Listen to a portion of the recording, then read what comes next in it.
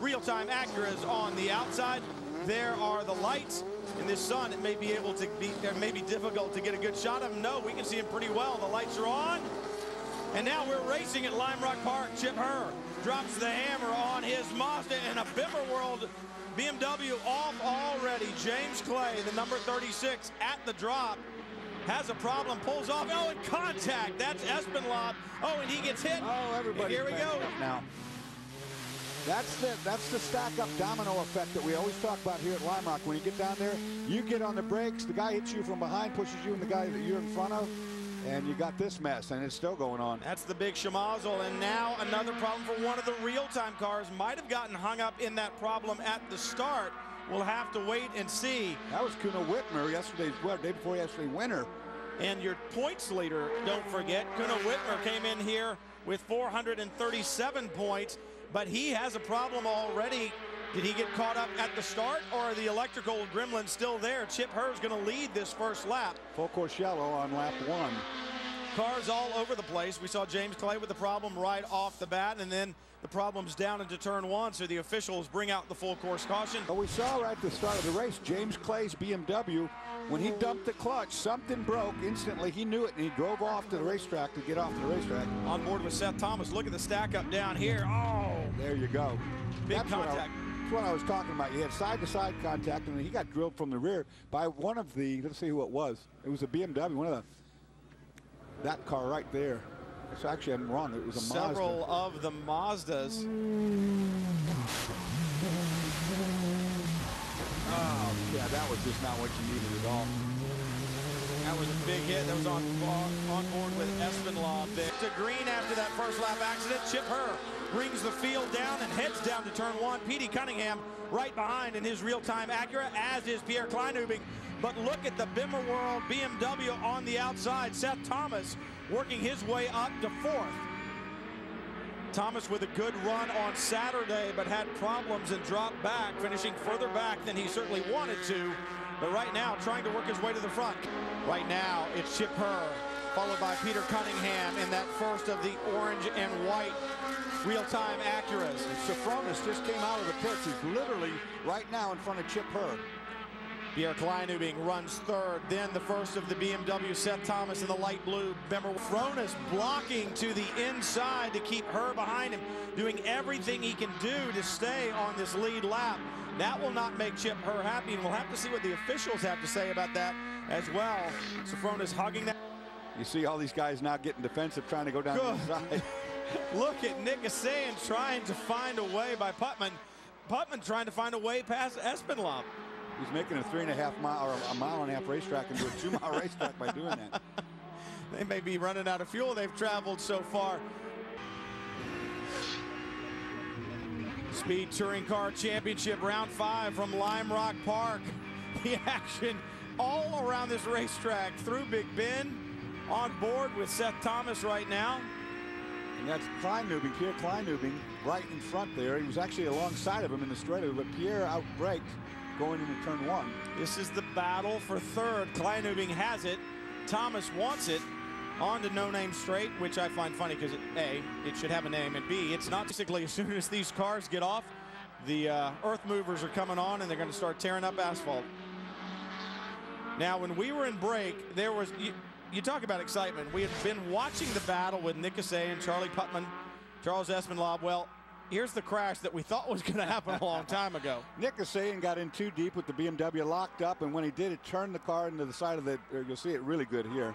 There's your lockup. He gets into the green Mazda. Anthony Serra back there in the real-time Acura got him. Well, when we had the problem, you're right, on board the 42 of Petey Cunningham right now with the lap cars of James Sofronis in front of him.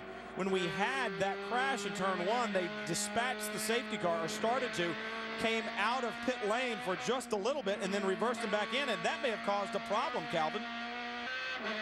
Cunningham trying to work his way to the front. We'll see if he can close the gap to Chip Herr. I'm sure Chip Herr's crew letting him know what that gap was every time. So as you said, Petey Cunningham has cleared Sofronis, and now clear sailing ahead to Chip Herr. Pierre Kleinubing, we just taking a look at him, running 3rd, 2nd in the championship, and now look at the back of this train. Wittmer on a charge after that problem in qualifying, has just been attacking, working way to the front. You see the blue Mazda there, a lap down. Of course, Wittmer again was the race winner 2 days ago when they ran on Saturday here. Wittmer, also our championship points leader, 2 victories so far this season, including one yesterday and one back at VIR, that great race that he had with Seth Thomas, lap after lap, all the way to the checkered flag. Some great stuff there, and now really beginning to hound Bill Auberlen. Looks like Seth Thomas being able to pull away from Bill Auberlen a little bit. Perhaps that body work like you talked about. Wittmer beginning to close in right now.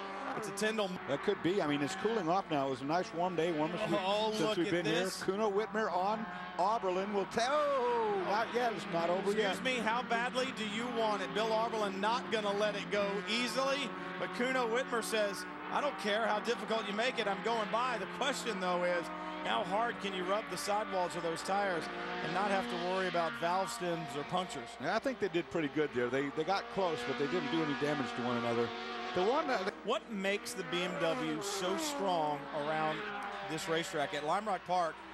In any class that has ever run here, the BMW always seems to run so well. They sponsor the track. They built it specifically. No, the first competition was back in 1957, so I don't think that's quite it. Come on, it makes it so good. It's just a good car for you. I mean, it's a very well-balanced car. The BMW's always been well-balanced. It's got a very torquey, good engine in it that, you know, gets up around here. It's just a momentum track, and that car, once it's up to speed, seems to be able to get the job done here. Pretty even weight distribution on the BMW as well. It's a pleasant car to drive. I've got to drive it a couple different times in racing conditions, and I was very, very impressed on the balance on the car. Charlie Putman down the front straightaway, I believe. Oh. And that's the 96. A little side-by-side action as it goes through Big Bend down there. Numbers as it has been in years past, but the depth of talent has been very, very good. And now the leaders beginning to close in. Chip Herr catching up to this battle, and this is going to get interesting. We'll have to wait to see what Chip Herr can do. With the 3-lap cars in front of him, he continues to lead, but P.D. Cunningham really beginning to put the pressure on here at Limerock Park.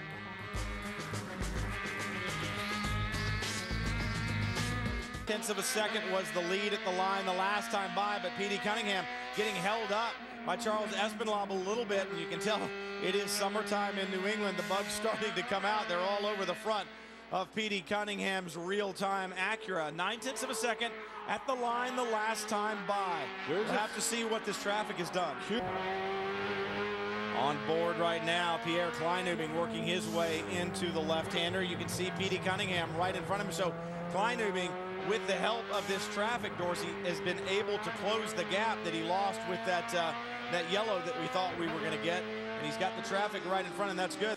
Chip Herr there in front, the number 97, the green and white Tyndall Motorsports Mazda, and P.D. Cunningham not letting him get away, doing everything he can. Wittmer running 5th right now, so if Chip Herr can hang on for just a few more laps and take the checkered flag, he will move up in the championship point standings, or at least close those gaps, and that's what he needs to do. We still have several more rounds to go in 2008. And Chip Herr not out of it yet. And for P.D. Cunningham, it's not quite that easy. He wants to try to eat into that gap. That you see the car right up in front of him, Chip Herr, but he also has to look in his rearview mirror, because right on his tail is the dark blue BMW. Seth Thomas ready to pounce. It's actually James Sofronis right there behind him. We're being told white flag next time by. Running out of time here at Limerock Park. There is a curfew as far as the sound of race cars here at Limerock, and that is 6 o'clock straight up. We're almost there. As you can see, the sun beginning to get a little bit low in the sky as you go into the uphill and into West Bend. Chip Herr, one more lap, another 1.5 miles and change around Limerock Park. This layout started back in April of 1957 was the first competitive event here, and then they changed. They built a chicane at the top of the uphill, not being run today, in 1989. So it's been a very long-standing tradition, this racetrack here and this layout. Chip Herr, the last time, the downhill. You could almost put it in neutral and coast from here. P.D. Cunningham will not give up. You never know. Something can go wrong. They flash down the front straightaway. You see the celebration in the cockpit. You can see Chip Herr waving to the